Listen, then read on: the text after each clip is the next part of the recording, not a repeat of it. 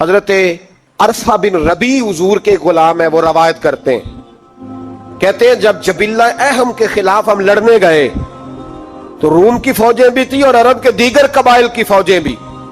کہتے ہیں ہمارے سپہ سالار کا نام حضرت خالد بن ولید تھا، معمولی آدمی نہیں جسے نبی پاک نے فرمایا یہ اللہ کی تلوار ہے. سیف اللہ خالد بن ولید سپہ سالار تھے، لیکن کہتے ہیں کہ ہم نے ذرا سا حملہ کیا تو انہوں نے اتنی سخت ہم پر مزاحمت کی کہ مسلمان کہنے لگے آج بچ کے نہیں جائیں گے. کہتے ہیں ہم سارے حضرت خالد بن ولید کے قریب گئے. یہ کوئی ہم نے نہیں حوالہ لکھا، یہ تاریخ اسلام، ان کو سارے مسالک پڑھتے. کہا حضرت خالد بن ولید سے کہ حضور مسئلہ کیا ہے، کسی جنگ میں پیچھے نہیں اٹھے، آج کیا ہوا؟ جناب خالد بن ولید کہنے لگے میری ٹوپی گھر رہ گئی ہے. میری کوئی نہیں سمجھ آئی آپ کو؟ میری تو نے کہا حضرت صاحب ٹوپی ہم سے لے لیں. کہنے لگے وہ والی نہیں، میرے والی رہ گئی ہے. کہا ٹوپی کا جنگ سے کیا مطلب ہوا، تلوار سے کیا مطلب ہوا؟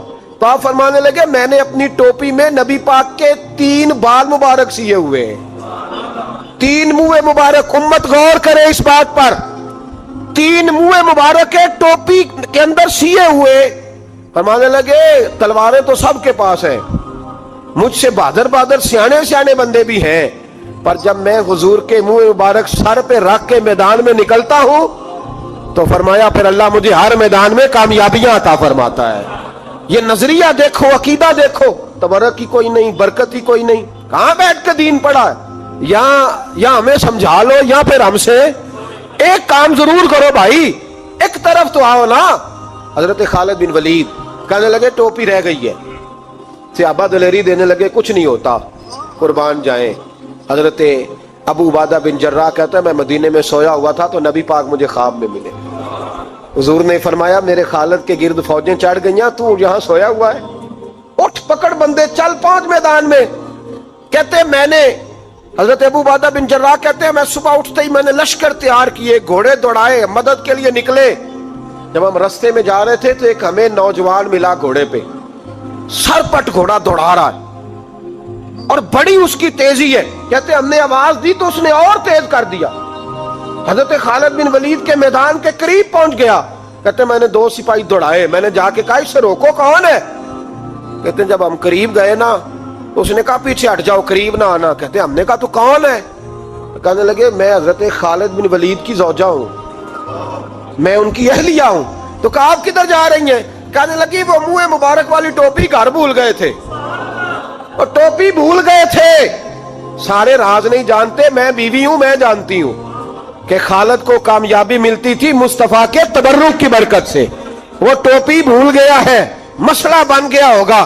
ٹوپی پہ نظر پڑی ہے تو مجھے کوئی اور ملا نہیں تو میں خود دینے جا رہی ہوں.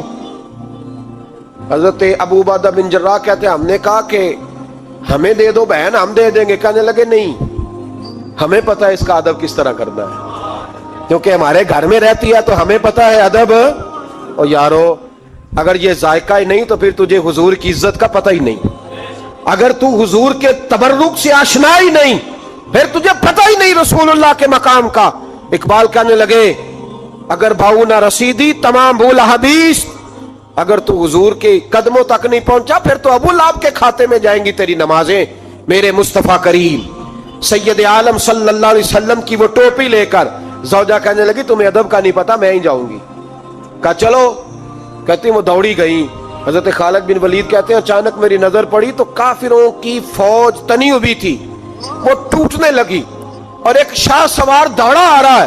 تو میں نے کہا یہ اکیلا جوان صفیں کاٹتا آ رہا ہے، ہم لڑ رہے تھے تو یہ فوج ہم پر چڑھ آئی تھی، اکیلا جوان. کہتے ہیں جب وہ جوان قریب آیا تو خالد بن ولید کہنے لگے جوان تو کون ہے، اکیلے نے سب کھول دی. تو کہتے ہیں زوجہ بول کے کہنے لگی نہیں مسئلہ جوان کا یا کمزور کا نہیں خالد، مسئلہ یہ ہے کہ ٹوپی آج میرے پاس ہے. مسئلہ یہ ہے کہ ٹوپی آج اصل شے میرے پاس ہے تو اس لیے صفیں کاٹتی جا رہی ہوں، ورنہ مجھے تو چھری بڑی مشکل سے چلانی آتی ہے. ٹوپی آج میرے پاس ہے. یہ ہے ارض جنت، یہ طیبہ کی زمین ہے، جنت بھی یہی، مال کے جنت بھی یہی ہے. یہ میرے محبوب پاک کے تبرک کی برکت ہے. حضرت خالد بن ولید رضی اللہ تعالیٰ عنہ کو زوجہ کہنے لگی ٹوپی آ گئی ہے، ٹوپی آئی ہے تو سمجھ لو فتح بھی آ گئی ہے۔ حضرت خالد بن ولید نے ٹوپی پہنی، اتنی دیر میں حضرت ابو عبیدہ بن جراح بھی آ گئے، کہنے لگے تگڑے رہنا، پہنچ گئے ہیں۔